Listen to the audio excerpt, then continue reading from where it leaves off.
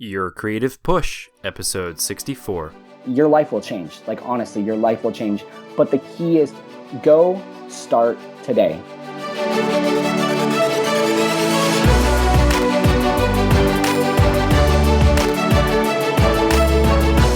Welcome to Your Creative Push, the podcast that pushes you to pursue your creative passions.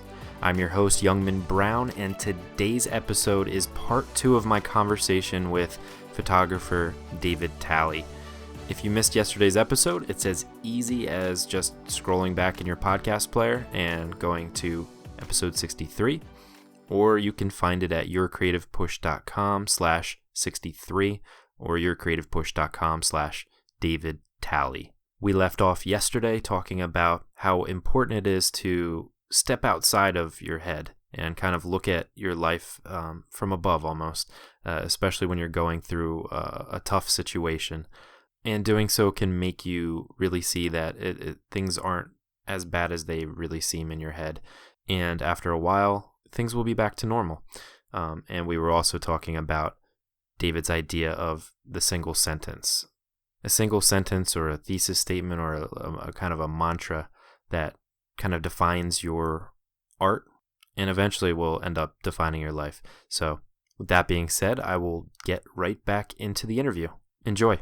I think we as a human collective, because we are emotionally driven beings, we often tend to act on emotion. And I think when we can separate ourselves from the situation at hand, whatever that is, and sort of say like, what is going on here out with me outside of the situation?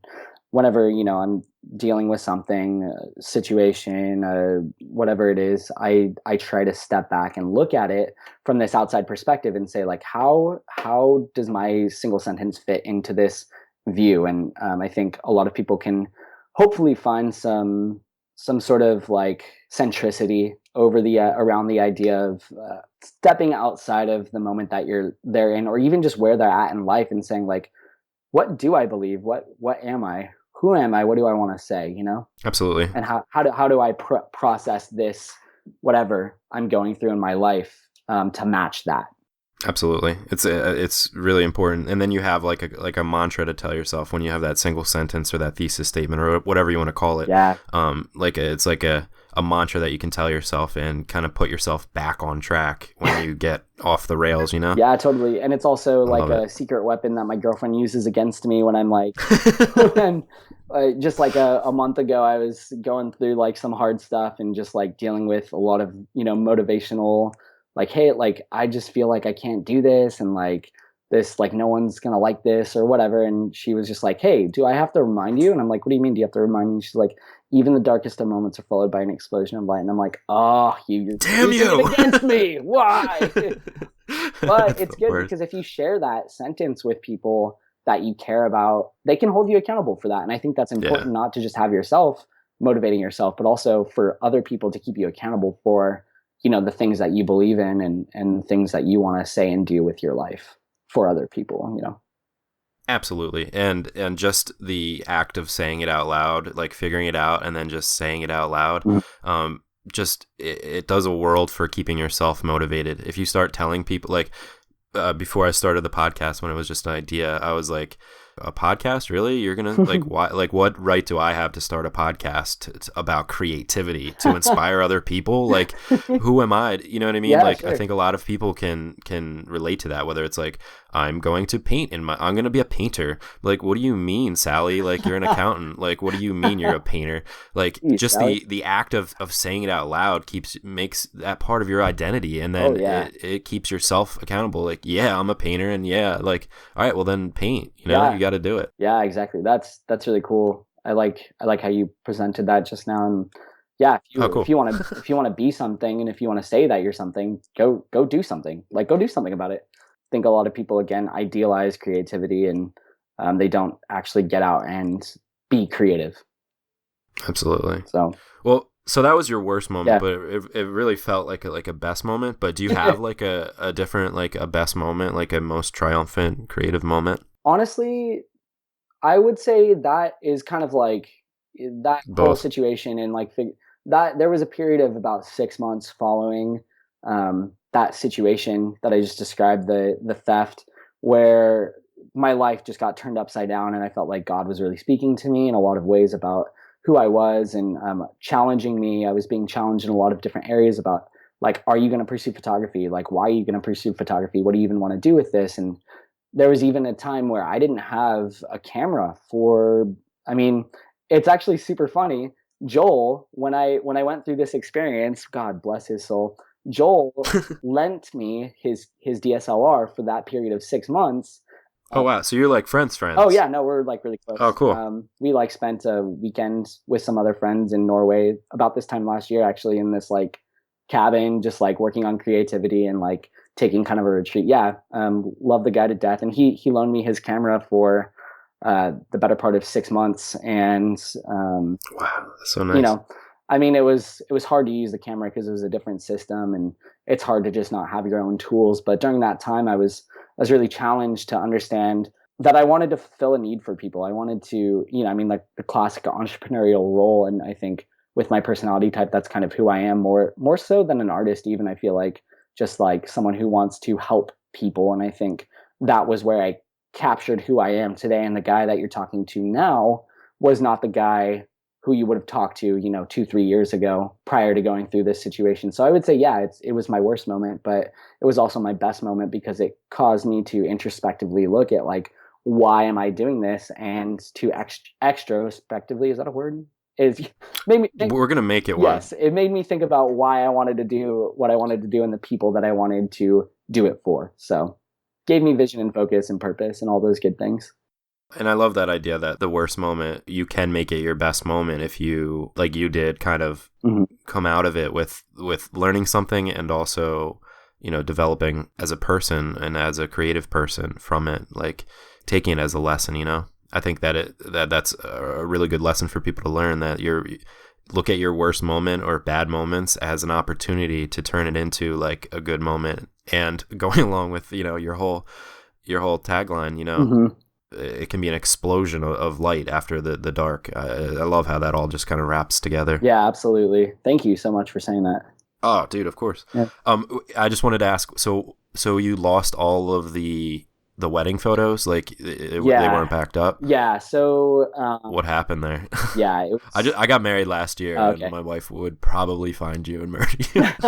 Yeah, I thought I was going to get assassinated, but Yeah. luckily it was hard. I'm not going to lie. Like with that specific Yeah. situation Yeah. with the wedding, um, thank God I had a second shooter, superstar, Oh, my cool. friend Johnny Yakub, just an incredible, incredible dude who came out to second shoot the wedding with me and covered he covered like 85% of that wedding. And so I was missing just a very small portion of the photos. Technically, they weren't my photos, but through a series of events, we were able to come to sort of like a consensus about how we were going to approach it. I did give them a refund for a certain amount of the photos, and they were very graceful in their approach to understanding the situation and knowing that it was out of my hands. And they still got a plethora of images Good. from their wedding, Good. so they got like 85% of them. So that was Oh, great. good. Okay, that's So fine. yeah, like by an incredible act of God, I was very saved by that specific photographer coming alongside me to second shoot that wedding, and it ended up fine. It was hard, as it should be. That was a very difficult time, but it ended up being okay. Very cool. So Yeah, I was just curious. yeah, no, that's a great question to ask. I just had a friend who that happened to as well, and I heard about how, A photographer? yeah, one of my good friends. Her name is Christian. She lives up in Alaska actually, and she was telling me she was visiting Portland, and while she was visiting Portland, she had her gear stolen, and I was like, oh my gosh! And she had actually weddings stolen, and same sort of story. And yes, the couples were just really really forgiving about it because stuff happens, and like a Hmm. lot of my friends who are photographers, we travel a lot. So we'll go shoot a wedding and then we'll hop on a plane and we'll be like going to our next destination. And in the meantime, there's a lot of uh, chance for stuff to happen. And I think, like now, obviously it's different. I back up my photos and I'm a little bit more cautious, but I think it was just one of those things where stuff happens. Absolutely, and it's not just it's not just the cost of it, like the Mm. because I know how expensive all that stuff is, but Yeah. it's your work, but it's also like your tools. It's the things that you use every day, and like you were saying, like when you're using Joel's camera, it's you're still able to be a photographer, but it's not the same. It's not Mhm. like you're not your photog, you're Yep. not able to use your tools. Yeah, yeah, exactly. That's spot on. So with all the things you have going on, what is your formula for balancing your time? I love this question so much. And I'm Yes. glad you asked it like when you did, because I just like sort of wrote down like my new structure for the next couple months. But basically, like I was thinking about this over the weekend, and my whole idea is, it might sound crass, I don't know, but the work hard, play hard mentality, where like you're gonna work really, really hard all Mm-hmm. week, and then I do this thing called Sabbath, which is basically just like one day a week where I don't have any commitments and I'm just totally present with people, and then I go back to work the next day. So it's Mm-hmm. usually like a day and a half that I do that, and yeah, I think basically I'm a mega extrovert. So throughout the week, I am indoors behind a computer, working on emails or business plans or just social media, a number of things. But I don't talk to anyone for like over 12 hours sometimes during the day. I mean, my housemates, I live with six other people, and they leave in the morning and I don't see them until like 7 p.m. So I'm home all day by myself. Mm. And it's like really frustrating sometimes. And like, I just need to like get out and like run and stuff. But I think it's important, especially for my personality type. I work much better structuring my day ahead of time. So I have a very specific schedule. I could actually read it to you. I wake up at 5:30, make myself coffee. Then I read from 6 to 6:30. I do some morning prayer, and then I kind of give myself a briefing for the day. I look at Mm. my emails, Facebook, Instagram, whatever, and then I go for a run, sort of to like kind of get over the fact that the rest of the day I'm going to be sitting on my butt just on the computer. Right. And then I have the rest of the day split up into like three big chunks of like time where I work on projects and then I take breaks, and then I work on a project, then I take a break, then I work on a project, take a break, and then I round out my day with some like social media stuff and chatting with people. So for me, it works really well to have that strong structure where like I get up early, I work really hard every day for like a week straight or like 6 days, and then on the last day I go have fun and I do these like these creative sort of like outdoors adventures. I think if you're working hard all week and then you're going and like partying and like getting wasted or whatever, like that's fine. Go ahead and do that, but just tell me how you feel on Monday. Like Right. it's not going to be, you're not going to have that desire to work hard again. I mean, you might. I don't know. I've never done that personally, I don't think, but I go hiking, I exercise, I ride my bike. I like to clean. I don't know if that's like a hobby, but I enjoy like cleaning. And I think it's a constructive reward for all the hard work that I do throughout the week. And I think that's, the combination of the structure, the very rigid structure, and then the complement to that where it's like kind of letting loose and doing constructive activities is how I balance my time. Yeah, I think that's something that a lot of people lose, myself definitely included, is that, I work mostly hard. Well, Yeah. I do work hard throughout the week, but I don't give myself that day, that Sabbath, or, whatever you want to call it, Yeah. that just a day completely off. I feel like all my days, quote, off, or all my time off, like even this past weekend, I went to visit my parents for Easter, Mm. but I was on my phone and like doing secretarial work, Mm-hmm. like catching up on email and stuff like that. It's Sure. it's good to be able to just kind of take a day and throughout your week working for that, taking care of all that other stuff so that you can have a day where you're completely unplugged. I think it's really important to refresh that way, Yeah. because the only way to refresh is if you completely detach yourself from all the work, all the stuff that you have going on. So Mhm. I love that idea. Yeah, totally. I think yeah, you're so right. Just very important to have that. I mean, a lot of people are like work, work, work, work, work, work, work, kind of like that Rihanna song or whatever. Rihanna? I don't know. I don't know. I don't know. That's just what I thought of right now. But yeah, I think a lot of entrepreneurs are very work oriented, and they forget that you actually need to have like some, I don't know what the word is, like some meat to your life, some sort of like Mm. some zest to like actually have something to talk about and something to be inspired by. So Yeah, it's so important. In general, what does art and creativity bring to your life? I actually think it's kind of the other way around for me. I don't know. I mean, like, sorry, Mm, I'm gonna like steal your question and like sort of turn it around a little bit, but go for it. yeah, I think it's thank you. I think it's more like, what does my life bring to my creativity and my art? I think, uh, in my opinion, anything that we do is an extension of who we are at our core. So, have you heard of the Pareto Principle? What, spell it? It Pareto.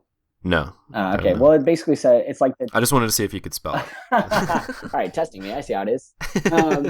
No, it's basically like 80% of the results come from 20% of the effort, and I think it goes even further. And I believe that 80% of the things that we do are decided by 20% of who we are, and not just twenty Mm, percent, but like the strongest 20%, the stuff that makes us us. So the art that we create. And the art that I create is a direct extension of the strongest parts of who I am.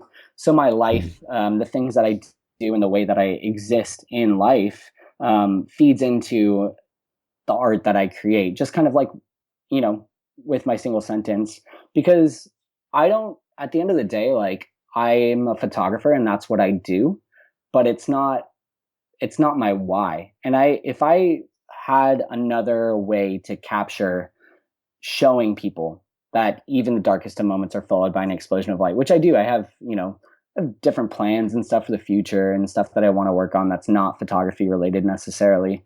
That kind of shows people that exact idea. I think that's more of like the approach that I take. Like who I am at my core is what feeds into my creativity, what feeds into my art, what ultimately becomes what I produce and what people see of me. So I don't know. I mean, there's a lot of interplay between the two. Creativity and art also does feed back into your life. I think it's kind of like a cyclical sort of thing where you start with who you are, you create something with that thing that you've created, it turns you into something else. You take that person who you are now and then you turn it into art, creativity, whatever, and it goes in this kind of circle and it feeds off of each other. It's kind of like the perpetual motion creativity machine or whatever you want to call it. right, right, right. Yeah, if that makes No, sense. it makes a lot of sense, and I think that it does take a certain amount of bravery to be able to, put yourself into your art and to be able to figure out who you are and then tell the world who you are, Yeah. what you actually stand for. Finding that thesis statement, you might be surprised by what your single sentence actually is, and then to be able to say it out loud, it might take a certain amount of bravery. So Hmm. I love that idea of, it feeds back into itself, because once you do that, then your art becomes more meaningful and then your life becomes more meaningful, and it's just a give and take. I love it. Yeah, totally. I completely agree, and I think, yeah, it's just. I mean, I like to view life as this holistic kind of approach, and I mean, like coming from an artist who lives in Portland, it probably sounds really hippie of me, but I think it's all sort of one package deal, and I think something is off in your life, unbalanced, whatever, it's gonna show throughout. Wherever if something's going really great, it's just this. It'll feed back into the greatness. So I think it's all related. Very cool.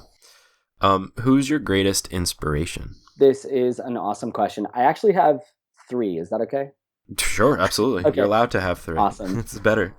So I mean, in terms of like just overall, I would say my greatest inspiration is God. I mean, I don't know what you believe or what any of the listeners believe or whatever, but in my opinion, there's no way that I could, do anything that I do, have any of the vision that I have to help people or care about really anything if I didn't have God in my life. So at the very top, God, and then in a more practical sense on a day to day, like how am I living out my life? Kind of who do I want to be? I would say J.J. Abrams, the director J.J. Abrams, Nice. is one of my inspirations. Just kind of like his overall approach to like art and like kind of his style and the way he's crafted sort of such a relatable kind of a relatable product, if you will, to his viewers and his the viewers of his movies. And then on a more specific level, we've got Gregory Crewdson, who is my favorite photographer. I don't know if you've heard of Crewdson, but he is a fine art photographer that focuses on small town America, and he has just a very specific style. an incredible artist. He actually just had a new show in New York or something for Cathedral de Pines, which is his new body of work.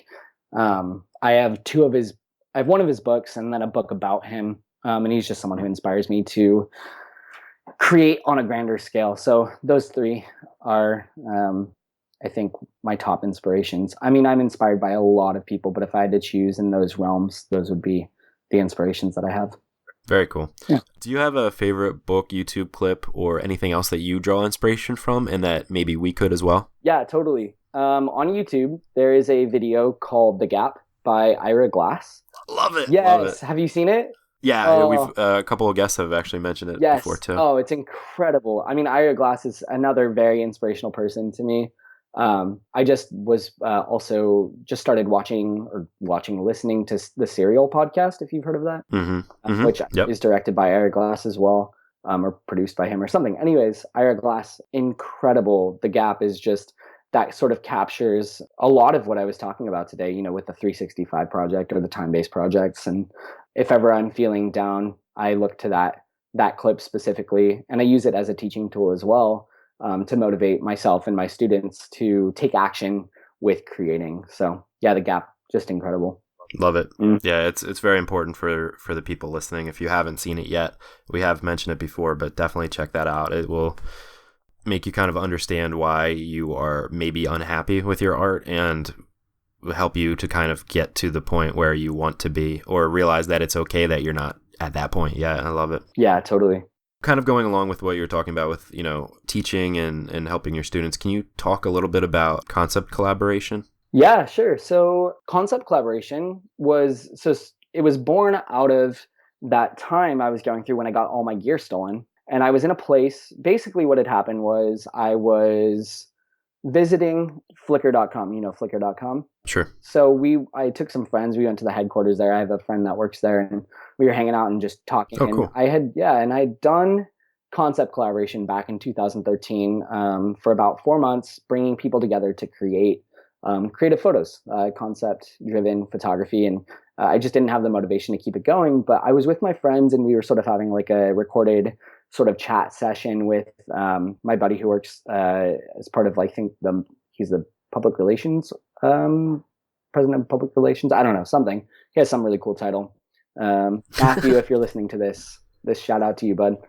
And hey, Matt. Yeah, and he, one of my friends had said, yeah, David did this thing called concept collaboration where he was, releasing a new concept every month, and that's actually why I became a conceptual photographer. And I was like, what? Like that's like they had that impact on you? And I was like, that's incredible. I need to do that again. And so a few days later is when I had the theft, where I had all my gear stolen. And basically I had a train ride from Modesto, California, to LA.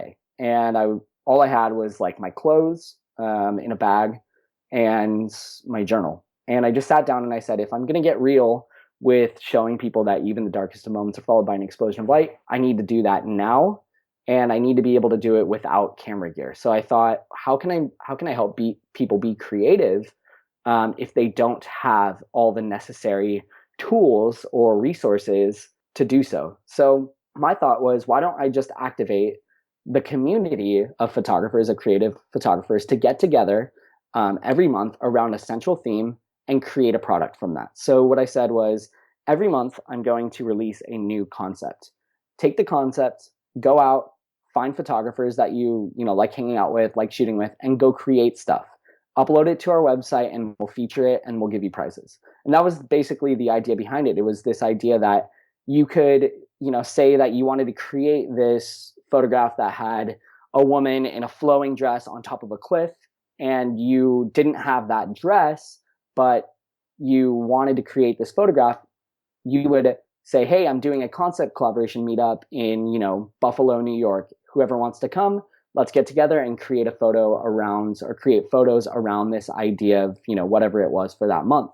And more often than not, somebody would have that dress, or they would have that prop, or they would be a model, or whatever it was. And that was the idea. Like, you didn't need all of it. It was sort of tapping into the collective resources of the greater photography community across the world, which was really awesome. We had submissions literally from like so many different countries. I never really counted how many countries actually submitted, but we had so many people just creating these photos and people getting involved and people being able to achieve things that weren't possible. I mean, we did stuff all around the US. We did one in the UK, which is really fun.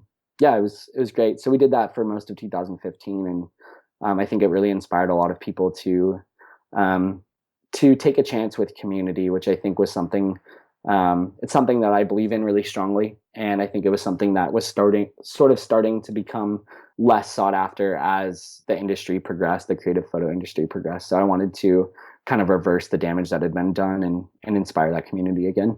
Very cool. Does that still exist? Is that still going on? No, it was just a 1 year project that we did, and Cool. so it's no longer a thing. I mean, I'm not opposed to like doing another year of it or another 6 months of it, but for now, I got a lot of projects on my plate. I hear you. Can you tell me about your ebook a little bit? Yeah, sure. So the ebook is it's called The Single Sentence. You can find it on my website under the shop tab on the very left. And basically, it's I was talking about how I initially created this sort of answer for the people at Flern about why I created my photos, and I sort of didn't know um, exactly what that was, but I tried to come up with something, and then over the course of a few years, I developed what is now my single sentence: even the darkest of moments are followed by an explosion of light. And in the book, I actually break down the process that I used in order to create that sentence. So it talks about, looking back on your past experiences and how those have kind of affected you, and things that you're inspired by. And it sort of teaches you how to craft this single sentence that will allow you to have this creative focus, this creative Mm. vision statement for your work. And it's really cool. Once I wasn't sure how it was going to go. And Kiara, my girlfriend, she was visiting the States, and I had just written it. And I was like, I don't know about this. Like, I want to wait on it. And she was like, no, you need to like get this out there because this is really, really like important for people to know, because I'd been teaching that concept at some of my workshops and people just loved it. And so she was like, just put it up there, see what people say. And the response was just incredible. I mean, people were just like purchasing and downloading the book left and right. And I was getting all this amazing feedback, and people were tagging photos with, hashtag the single sentence book. And they were just saying how much it had helped them find that vision, find that focus. And they felt like it really gave them and their images and their ideas purpose. So that the whole book is about how to craft that sentence. Very cool. And like David said, that's at his website, davidtalley.io, Mm-hmm. under shop. I'm going to pick that up because I think it's so important. Like we've been talking today, like Yeah. that's inspired me so much today, to, find that single sentence, that statement where, well, we've already gotten into that, but Yeah. Yeah. it's so important. So definitely check that out. Yeah. I can't wait to read it. Awesome.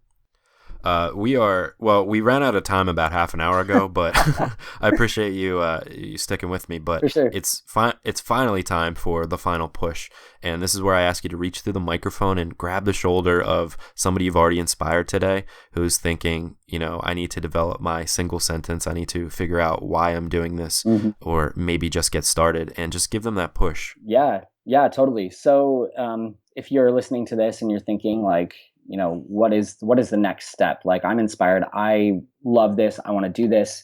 My advice to you is, if you want to start photography, if you want to start anything creative, if you want to be a musician, if you want to be a painter, if you want to be a photographer, get off of this podcast and go find a period of time where you're going to make a new creative product every single day for the next 30 days. Just go start today. Don't wait until tomorrow because you won't do it. Start today once this podcast is over, and go take your first photo or paint your first painting or write your first song, and do that every single day for the next 30 days. And if you do this, first of all, write me and tell me, because I think that this is really important.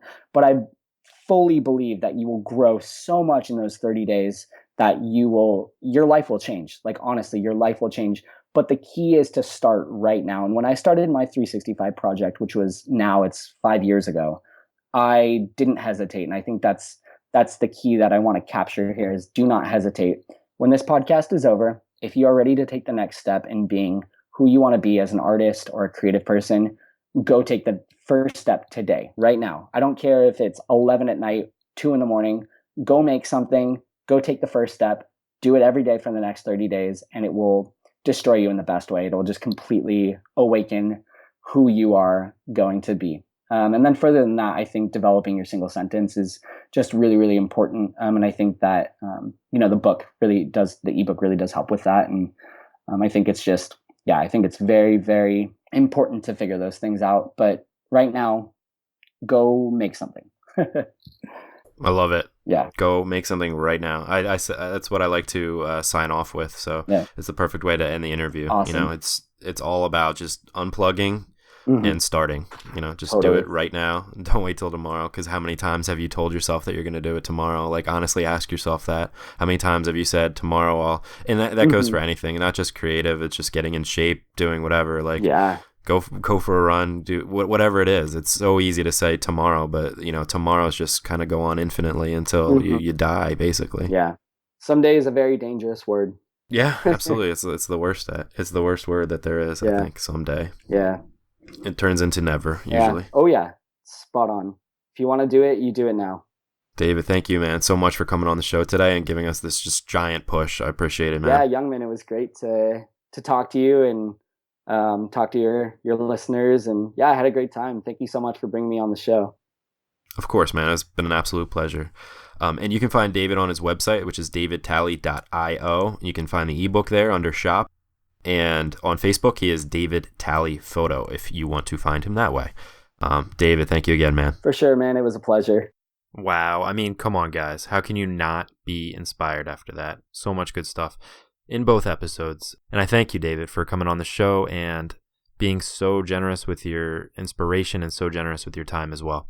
And I don't even need to do a wrap up because he did it so perfectly in his final push. I mean, what do I tell you guys every single day? Turn off the podcast, turn off everything else, and do the work. He's right. Someday is a dangerous word. Just ask yourself, how many times have you said that you'll do it tomorrow? Whatever it is that is on your brain. Seriously, ask yourself that. You say you'll do it tomorrow, and then you don't. And then you'll say you'll do it the next day, and then you don't. And it goes on and on and on like that forever. I've struggled with that as well.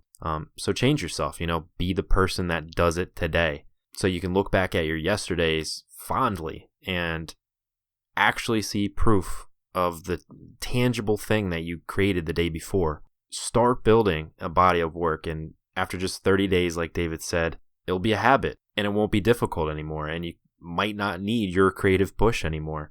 And I'd be ecstatic if that is the case. You can graduate from your creative push and not need it anymore.